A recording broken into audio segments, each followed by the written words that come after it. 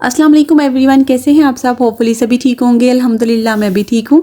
आज की वीडियो में मैं आप लोगों के साथ टिंडे गोश्त की सब्ज़ी की रेसिपी शेयर करने वाली हूँ। टिंडे हमारे पंजाब वाली साइड में बहुत शौक से खाए जाते हैं और आजकल आपको पता है गर्मियों का सीज़न आ रहा है तो बहुत मज़े की सब्ज़ियाँ बाएंगी, तो बहुत मज़ा आता है गर्मियों में इन सब्ज़ियों को एंजॉय करने का। तो आज मेरे घर पर टिंडे गोश्त की सब्ज़ी बन रही थी तो मैंने सोचा मैं आप लोगों के साथ भी शेयर करती हूँ कि मेरे घर पर टिंडे गोश्त किस तरह से बनाए जाते हैं।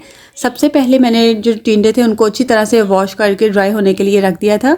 अच्छा, मैं आप लोगों को एक टिप दूंगी, अगर आप अच्छे भुने हुए टिंडे गोश्त का सालन बनाना चाहते हैं तो फिर आपने क्या करना है कि इनको कटिंग करने के बाद आपने वॉश नहीं करना, आपने कटिंग करने से पहले ही इनको अच्छी तरह से वॉश करके रख देना है।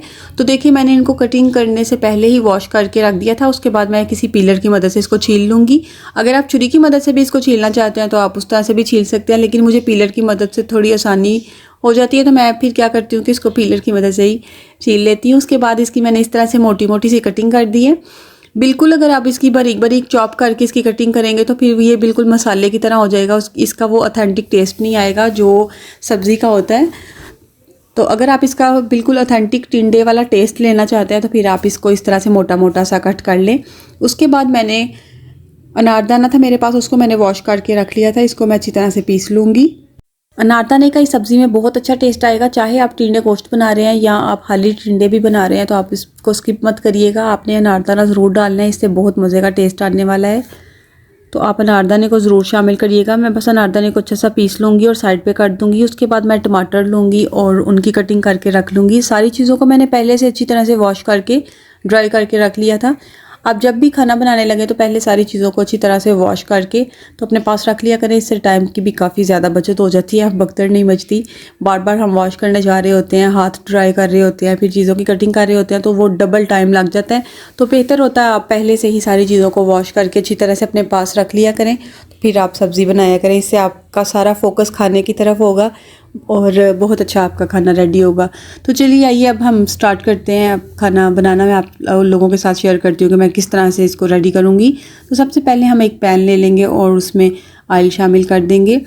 अच्छा, यहाँ मैं आपको छोटी छोटी टिप्स देती जाऊँगी, आपने वो नोट करना है, आपके बहुत काम आएंगी। देखिए जब भी हम खाना बनाना स्टार्ट करते हैं और ऑयल डालते हैं पैन में, साथ ही हम उसमें प्याज शामिल कर देते हैं। तो इस तरह से नहीं करना, इस तरह से आपको टाइम डबल लग जाता है। आप क्या किया करें, जब भी आप पैन में ऑयल शामिल करते हैं तो फिर आप मिनिमम 1 मिनट आप वेट किया करें, ऑयल को गर्म होने दिया करें, उसके बाद आप प्याज को शामिल किया करें।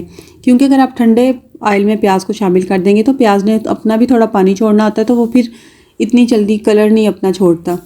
तो अगर आप गर्म ऑयल में प्याज को डालेंगे तो वो बहुत अच्छा कलर लाएगा। साथ ही मैं इसमें थोड़ा सा लहसुन का पेस्ट शामिल कर दूँगी। अगर आप चाहें तो आप साबुत लहसुन भी ऐड कर सकते हैं, लेकिन वो थोड़ा मैश होने में टाइम लेता है, इसलिए मैं तो सब्ज़ी जब भी बनाऊँ तो उसमें थोड़ा सा लहसुन का पेस्ट ही शामिल कर देती हूँ। अच्छा टेस्ट आता है इसका। अब मैं लहसुन के पेस्ट को और साथ प्याज को अच्छी तरह से फ्राई कर लूँगी। जब वो हल्का सा ब्राउन होने लगे तो इसमें चिकन शामिल कर दूँगी। मेरे पास कुछ विंग्स पड़े थे तो वो मैंने इसके टेस्ट को बढ़ाने के लिए, सालन के सब्ज़ी के टेस्ट को बढ़ाने के लिए मैंने सोचा मैं यही शामिल कर देती हूँ। अच्छा, अभी आपने इस पॉइंट पे आके टमाटर वगैरह कोई चीज़ ऐड नहीं करनी। आपने इसी ऑयल, प्याज और लहसुन में इस चिकन को फ्राई करना है। ये इसकी स्मेल को ख़त्म करेगा और अच्छे से फ्राई हो जाएगा तो टेस्ट भी बहुत अच्छा आएगा।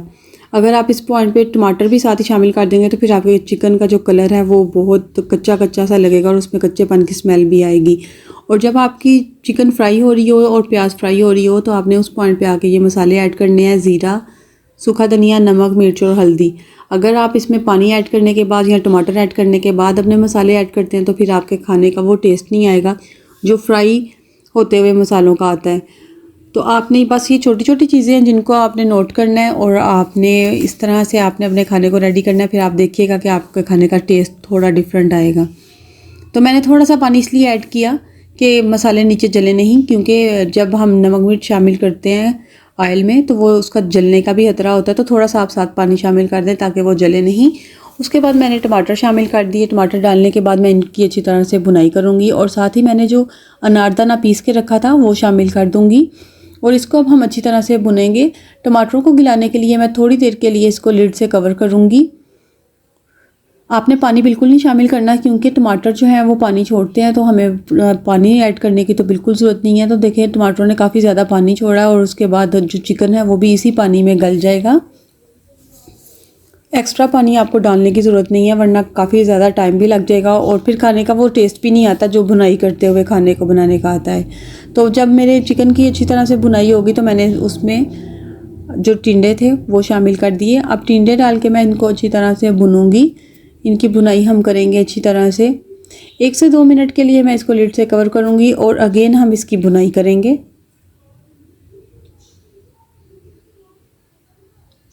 अब इसकी भुनाई करते वक्त आपने बार बार पानी नहीं शामिल करना है, क्योंकि जो ये सब्ज़ी है टिंडे की, इसमें कुदरती तौर पर बहुत ज़्यादा पानी होता है। तो आपने इसको कुक करने के लिए भी पानी नहीं डालना, ये अपने ही पानी में रेडी होंगे, बहुत अच्छे से ये रेडी हो जाएंगे, बहुत अच्छे से ये कुक होंगे।